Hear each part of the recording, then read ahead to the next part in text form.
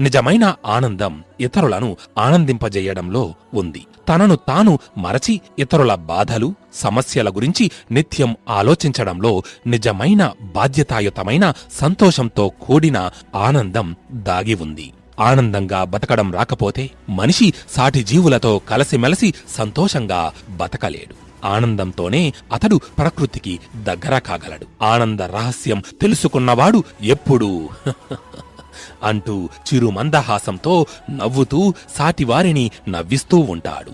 ఆ నవ్వు వెనుక వేదాంతం అతడికి మాత్రమే తెలుసు.